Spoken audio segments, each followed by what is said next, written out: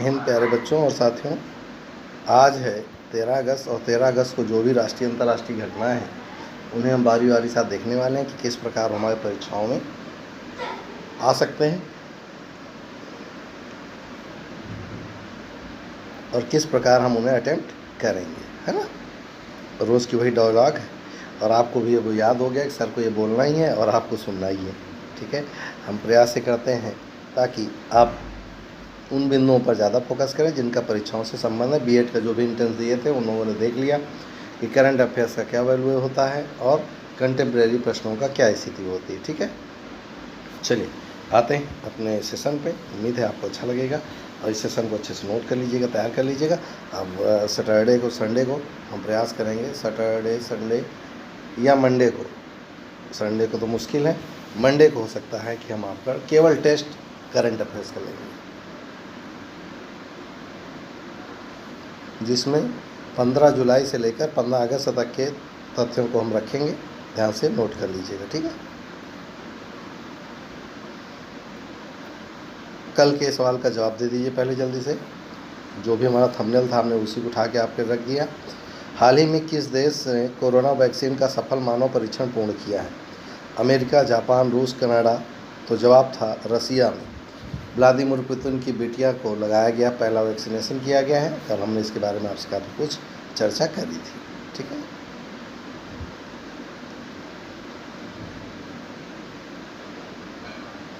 Yes.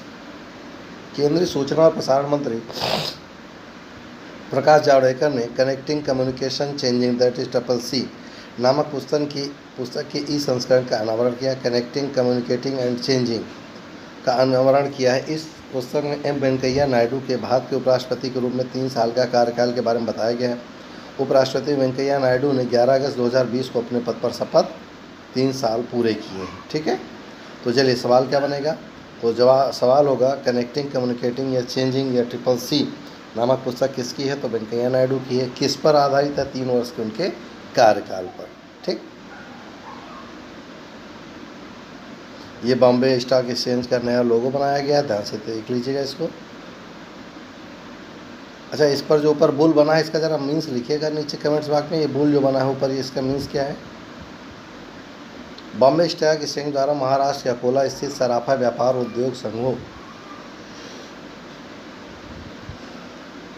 Akola सर्राफा association और अकोला सर्राफा व सुवर्णकार युवा संघ के साथ समझौता ज्ञापन पर हस्ताक्षर किए। ये मत पढ़िए क्या है ये जो कुछ लिखा है, अब आगे क्या पढ़िए। 2 व्यापार निकायों द्वारा प्रतिनिधित्व BSE और बाजारों के बीच साझेदारी, विभिन्न क्षेत्रों में जानकारी साझाकरण, शिक्षा और प्रशिक्षण घटनाओं के साथ साथ आपसी हितों जैसे कि क्षेत्रों का पता लगाने के लिए सहयोग बढ़ाने की कोशिश करेंगे। सवाल समझ लीजिएगा। बॉम्बे स्टॉक एक्सचेंज में महाराष्ट्र के अकोला में जो सराफा व्यापार है, जो दुनिया का सबसे बड़े सराफा व्यापार में से एक है, वहाँ पर अब लोगों को बॉम्बे स्टॉक एक्सचेंज के प्रति जागरूकता लाने ताकि उस पर ज़्यादा से ज़्यादा निवेश हो और ग्रोथ तेज़ी से हो, इसके लिए आपस में समझौता किया है। और यह समझौता किसके द्वारा किया गया है? तो बॉम्बे स्टॉक एक्सचेंज के द्वारा किया गया सराफा व्यवसायियों की, ठीक। यस।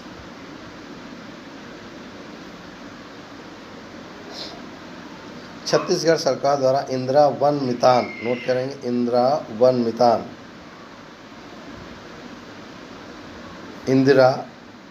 वन मितान योजना शुरू की गई। इस योजना का लक्ष्य राज्य के वनवासियों को आत्मनिर्भर बनाना है। इस योजना के तहत सरकार राज्य के आदिवासी क्षेत्रों के 10,000 गाँवों में युवाओं के समूह बनाएगी और वे सभी वन आधारित आर्थिक गतिविधियों का संचालन करने के लिए जिम्मेदार होंगे। इन आर्थिक गतिविधियों से वनवासियों के लिए स्वरोजगार के अवसर पैदा होंगे। आप ये अच्छे जानते हैं कि छत्तीसगढ़, महाराष्ट्र और झारखंड ये जनजातियों के वनवासी जिन्हें कह रहे हैं वास्तव में ट्राइबल्स हैं, इनसे सर्वाधिक संख्या इन्हीं राज्यों में है, आपको अच्छे से पता है। तो उन्हीं के कल्याण के लिए ये योजना है इंदिरा वन मितान। क्वेश्चन कैसे पूछेगा? इंदिरा वन मितान किस राज्य सरकार द्वारा शुरू किया गया? छत्तीसगढ़। किसके लिए शुरू किया गया? तो आदिवासी क्षेत्रों में युवाओं को रोजगार उपलब्ध कराने के लिए। छत्तीसगढ़ की राजधानी आपको पता ही है, यस, रांची। यस। वहाँ के मुख्यमंत्री हैं भूपेश बघेल, राज्यपाल है अनुसुईया उइके।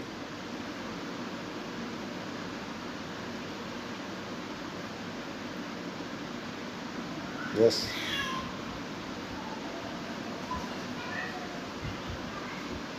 गुजरात के मुख्यमंत्री विजय रूपाणी द्वारा मुख्यमंत्री किसान सहायता योजना, नोट करेंगे, मुख्यमंत्री किसान सहायता योजना को शुरू करने की घोषणा की गई। इस योजना की घोषणा वर्तमान खरीफ सीजन के मद्देनज़र की गई है। अब आप जल्दी से नोट करिए, खरीफ का सीजन कब से कब माना जाता है।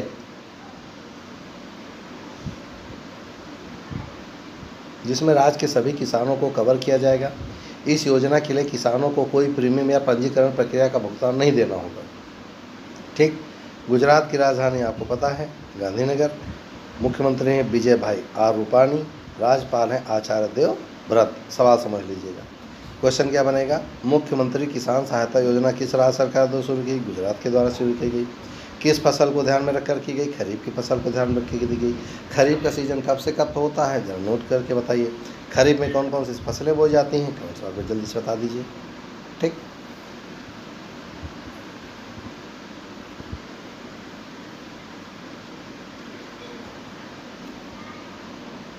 पेटीएम ने भारत के कॉन्टैक्टलेस और पेमेंट के लिए पहला pocket Android POS point of sale device launch किया है।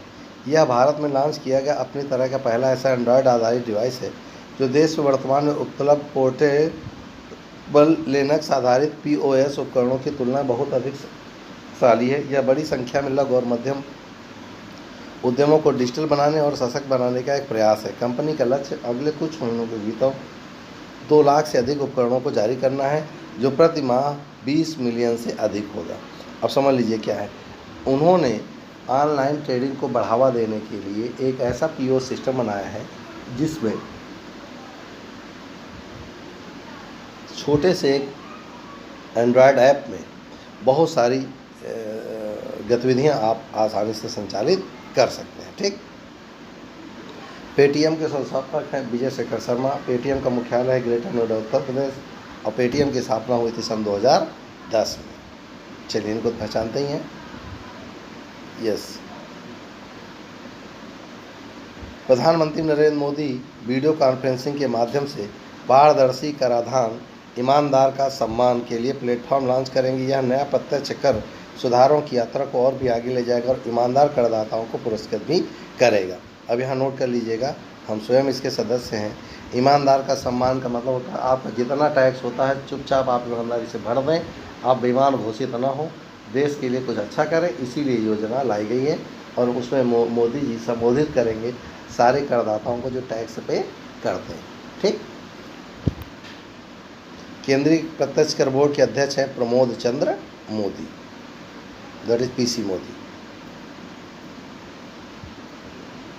चलिए, पत्रकार नितिन सेठी और शिव सहाय सिंह को क्रमशः खोजी पत्रकारिता के लिए Asian college of journalist award that is ACJ award 2019 और सोशल इम्पैक्ट जर्नलिज्म के लिए KP Narayan Kumar memorial award का विजेता घोषित किया गया है।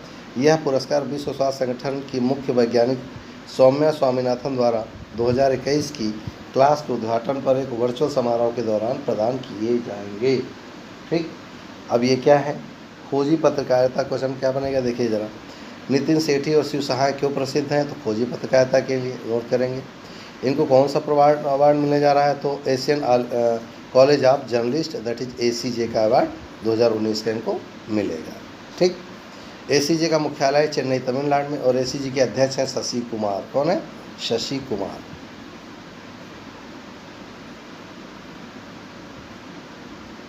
यस।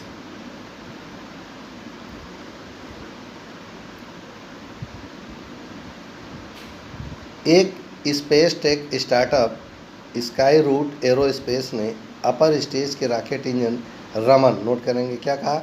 रमन। यस, रमन क्या है देख लीजिए। अब एक स्टेज या रॉकेट है, इंजन है, क्या है? रमन का सफलतापूर्वक परीक्षण किया है। इसके साथ स्काई रूट एरोस्पेस एक होम ग्रोन रॉकेट इंजन बनाने की क्षमता दिखाने वाली पहली भारतीय निजी फर्म बन गई है। ठीक। रमन एक 3D प्रिंटेड रॉकेट इंजन है जिसका नाम नोबेल पुरस्कार विजेता CV रमन के नाम पर रखा गया है। ठीक,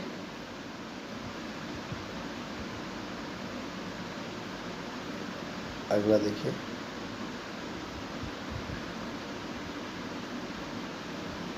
केंद्रीय कृषि और किसान कल्याण मंत्री श्री नरेंद्र सिंह तोमर द्वारा कृषि मेघ, national agriculture research and education system, cloud infrastructure and services, that is कृषि मेघ, ठीक, नोट करेंगे क्या है, को वर्चुअली लॉन्च किया गया। साथ ही मंत्री ने उच्च कृषि शैक्षिक संस्थानों के लिए केवीसी, एलूनेट, कृषि विश्वविद्यालय छात्र पूर्व छात्र नेटवर्क, यानी जो वहाँ से पढ़ चुके हैं या पढ़ रहे हैं उनके लिए, और ऑनलाइन प्रत्यायन प्रणाली का भी शुभारंभ किया है। सवाल कैसे बनेगा, जब ध्यान रखेंगे।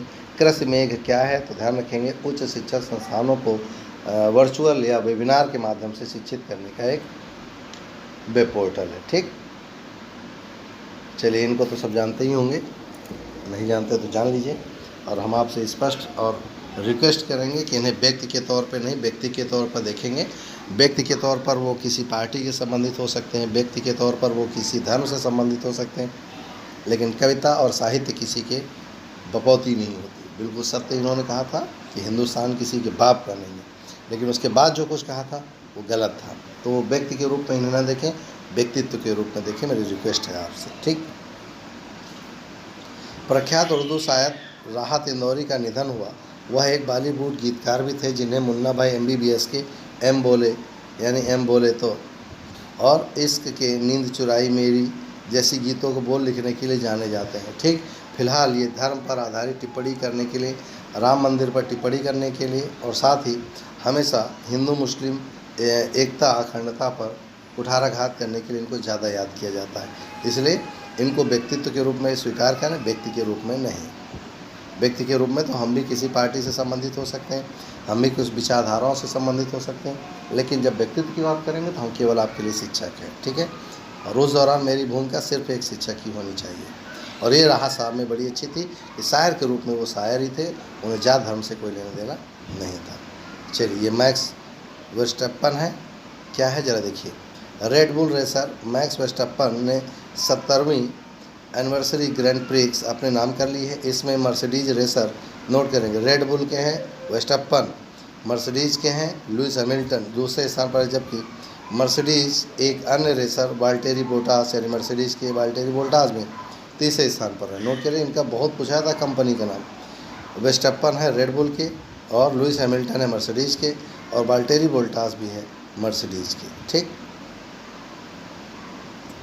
मैंने अभी कुछ कल ही आप परसों में पढ़ा था, स्वामी विवेकानंद की याद में मनाया जाता है इंटरनेशनल यूथ डे। चलिए, इंटरनेशनल यूथ डे, अंतर्राष्ट्रीय युवा दिवस हर साल 12 अगस्त को विश्व स्तर पर मनाया जाता है। यह दिन युवाओं द्वारा समाज की भलाई के लिए किए गए प्रयासों को मान्यता देने के लिए मनाया जाता है। यह दिन युवाओं को एक साथ लाने के प्रयासों को बढ़ावा देने और सकारात्मक सहयोग के माध्यम से उन्हें अपने समुदायों में अधिक सक्रिय रूप से शामिल करने के उद्देश्य से मनाया जाता है। ठीक, अंतर्राष्ट्रीय युवा दिवस की थीम क्या जरा देखिएगा। 2020 की थीम है youth engagement for global action. यह विषय उन तरीकों को उजागर करती है जिसमें स्थानीय, राष्ट्रीय और वैश्विक स्तर पर युवाओं की व्यस्तता राष्ट्रीय और बहुपक्षीय संस्थानों और प्रक्रियाओं को समृद्ध कर रही है। साथ ही यह भी सिखाती है कि औपचारिक संस्थागत राजनीति में उनके प्रतिनिधित्व और जुड़ाव को कैसे बढ़ाया जा सकता है। ठीक, लेकिन आपको इसकी थीम याद करना है, youth engagement for global action. इतिहास क्या है? महासभा ने 1999 में युवा के लिए आयोजित जिम्मेदार मंत्रियों के विश्व सम्मेलन लिस्बन 8 से 12 अगस्त 1998 द्वारा की गई सिफारिश के बाद 12 अगस्त को अंतर्राष्ट्रीय युवा दिवस घोषित किया गया। दिन पहली बार 12 अगस्त 2000 को मनाया गया था, को जागरूकता, प्रतीक और युवाओं के लिए सांस्कृतिक और कानूनी मुद्दों के एक सेट पर ध्यान केंद्रित करता है। आप इनके हाड़ मांस मच जाइएगा, दुबले पतले शरीर पर, बहुत काबिल व्यक्ति थे। चलिए, दिग्गज तमिल फिल्मकार PK मुथुसामी का निधन हुआ। उन्होंने मुनुक्कू मरमा, जिसका अर्थ है क्या पेड़ पृथ्वी पर बोझ हैं, जैसी यादगार तमिल फिल्म के बोल लिखे थे। मुथुसामी द्वारा रचित अन्य प्रसिद्ध गीतों में मपिल्लाई, वांडार और चिन्ना चिन्ना नदई नडांडू आदि शामिल हैं। हो सकता है आपको भाषा का त्रुटि विसंगतियाँ लगें कि अजीब सा है, लेकिन अगर आपके लिए तुड़ुक तुड़ुक धुन तुड़ुक तुड़ुक धुन आपको अच्छा लगता है क्योंकि आपकी लैंग्वेज में है, तो ये वहाँ की लैंग्वेज में ऐसा ही गाना है जो बहुत फेमस है। ठीक है।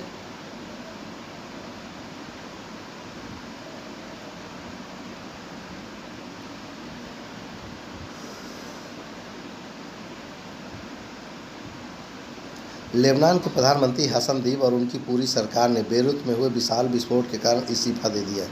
सैल्यूट हसन दीब, आपको सैल्यूट, आपने, ये है ईमानदारी। यह इस्तीफा लेबनान में सार्वजनिक तौर पर फैले आक्रोश और लेबनानी सरकार पर आपदा को रोकने में उनकी विफलता के चलते दिया गया है। राष्ट्रपति मिशेल एउन ने नई कैबिनेट के गठन तक दीब सरकार को कार्यवाहक क्षमता पर बने रहने का आदेश दिया। दीब ने 21 जनवरी 2020 से 10 अगस्त 2020 तक लेबनान के पीएम के रूप में कार्य किया है। दुर्भाग्य है कि वहाँ दुर्घटना हुई जो कि जानबूझकर नहीं की गई, न उसमें आतंकवादी गतिविधियों को लेना देना है, फिर भी आ जाएगा समय रहते। लेबनान की राजधानी बेरूत, लेबनान की मुद्रा है पाउंड। राष्ट्रपति आपको पता ही है कि वहाँ के राष्ट्रपति कौन है, यस, मिशेल एउन। कौन है? मिशेल एउन। और प्रधानमंत्री इन्होंने अभी इस्तीफा दिया हसन दीब में। ठीक,